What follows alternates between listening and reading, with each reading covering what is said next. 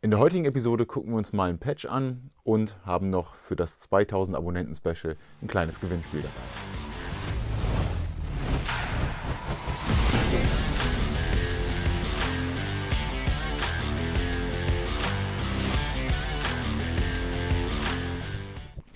Herzlich willkommen hier zurück auf dem Gear Reference Kanal. Ja, irgendwann musste so ein Thema mal mit reinkommen, und zwar hier in so einer kleinen Folge. Und zwar geht es diesmal um einen besonderen Patch. Den Patch können wir hier drüben schon sehen. Patches im Allgemeinen gibt es ja beim Militär schon sehr lange. Auch, dass da customized Verbandsabzeichen gemacht wurden, das haben wir auch schon in Vietnam gesehen etc. Oder auch gerade, dass noch in der Zeit davor Ausrüstungsgegenstände mit einem Logo etc. bemalt wurden. So Patches sind ja so ab den 2000ern sehr weit verbreitet gewesen im Militär. Auch ganz viel fing es dann an mit Moral-Patches, Fun-Patches, einzelne Zugabzeichen etc., weil einfach die Möglichkeit deutlich einfacher war, diese in geringeren Stückzahlen produzieren zu lassen und eben auch viele halt in Afghanistan oder im Irak direkt vor Ort herzustellen. Dieser Patch hier, der ist nicht in-country hergestellt, der ist made in USA, und zwar vom 9/11 Patch Project. Man hört es natürlich schon raus, worum es hier geht, und zwar ist es ein sogenannter Memorial Patch, der im Zuge der Terroranschläge des 11. September ins Leben gerufen wurde. Dieses Projekt ist 2001 von Brad Hill ins Leben gerufen worden und soll eben die Einsatzkräfte, gerade Polizei, Rettungsdienst, Feuerwehr, ehren, die am 11. September bei den Terroranschlägen ihr Leben verloren haben. Und hier gibt es halt eben diese Gedenkpatches. Es gibt aber auch nicht nur Patches, aber eben Patches primär, um eben auf Jacken etc. getragen zu werden.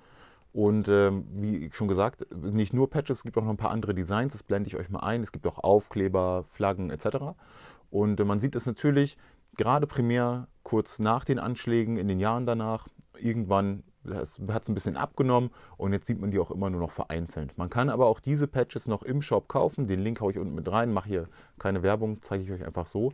Und dann kann man sich so ein Original-Patch bestellen. Die haben in der Regel kein Klett hinten dran, das muss man selber nochmal anbringen, und dann kann man das aber auf so einem Global War on Terror Display, wie auch immer man das haben möchte, eben mit aufpatchen. Ich habe euch auch ein paar Referenzfotos dazu mitgebracht, und zwar haben wir da zum einen Sergeant First Class Nathan Winder oder Winder, ich weiß nicht genau, wie man das ausspricht.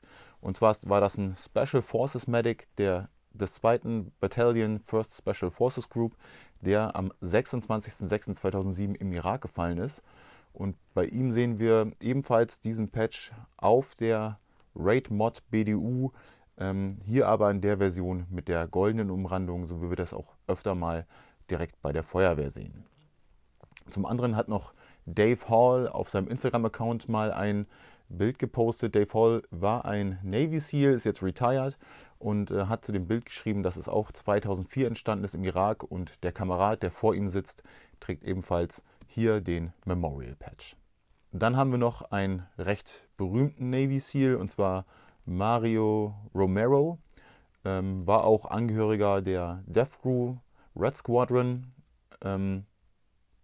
Ist im Nachgang, nach seiner Karriere bei den Navy SEALs dann zur NASA gegangen und ist auch ganz viel in Interviews vertreten. Und hier sehen wir auch, wie er diesen Patch vorne an der Schutzweste trägt im Einsatz im Irak oder Afghanistan. Dann habe ich noch gefunden den Dan Luna, auch ein ehemaliger Navy SEAL und Death Crew Angehöriger, der in seinen frühen Phasen, als er wahrscheinlich noch im regulären SEAL-Team war, diesen Patch im Irak trägt, auch eben auf seiner Schutzweste. Dann habe ich noch Bradley S. Kavanagh, der ist auch ein ehemaliger Navy SEAL, der auch zusammen mit Luna gedient hat. Und der ist 2014 bei einem Fallschirmsprungunfall umgekommen. Und auch hier sehen wir, dass der Patch an seinem hier in AOR 1 gehaltenen LBT 6094 Plattenträger im Einsatz war. Auch hier nochmal eine schöne Kombination, so ein bisschen Vietnam-mäßig, mit Tiger Stripe Oberteil und Jeans, wie man das von damals kannte. Ein Bild von 2011, was mir dann nochmal ins Auge gefallen ist, ist von Major Meadows, einem Flight Medic, der dort gerade im Afghanistan-Einsatz ist. Und dieser trägt diesen Patch nach hinten an seinem Helm und zeigt auch hier auf einem weiteren Foto das Ganze nochmal mit sich zusammen in die Kamera. Ansonsten haben wir noch Fotos von Flugzeugbesatzungen, Hubschrauberpiloten, wo du diese Patches immer mal wieder getragen werden. Und ansonsten aber eben mit Masse bei Feuerwehrangehörigen oder eben auch in Form der Aufkleber auf Feuerwehrfahrzeugen.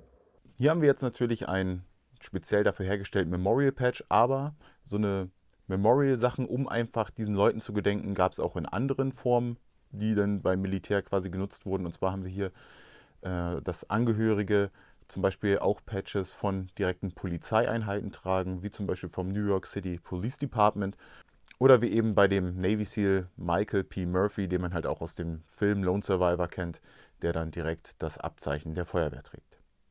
So, wie ihr seht, Weihnachten ist auch bei mir angekommen. Also nicht so ganz kalt ist es jetzt noch nicht wirklich hier im norddeutschen Raum. Hier wird einfach nur der Regen ein bisschen kälter, aber vielleicht liegt bei dem einen oder anderen ja schon Schnee. Deswegen bin ich heute mal ein bisschen weihnachtlicher gekleidet. Und zwar haben wir vor kurzem die 2000 Abonnentenzahl durchbrochen und dann dachte ich mir, okay, jetzt machst du mal was für die Community und möchte deswegen heute auch mal etwas hergeben, was gewonnen werden kann. Und zwar habe ich mich mit der Firma DevDex in Verbindung gesetzt und habe gesagt, hier, ich möchte mal ein paar coole Patches haben und habe dort ein paar in einer ganz geringen Stückzahl fertigen lassen können. Und zwar habt ihr die Chance, ein Patch zu gewinnen, und zwar den allerersten, der je für Gear Reference für den Kanal hergestellt wurde. Hier könnt ihr ihn schon mal sehen.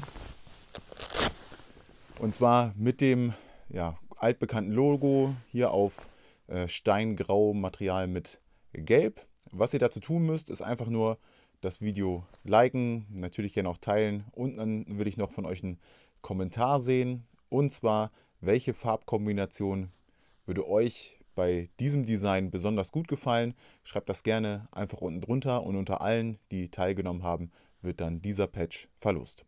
Ja, das soll es auch schon zu diesem kleinen Patch gewesen sein. Wie gesagt, das Original kann man immer noch kaufen, kann man sich in den Staaten bestellen. Kommen auch nur minimale Versandkosten dazu, wenn das im Brief verschickt wird. Und dann könnt ihr euch den dort noch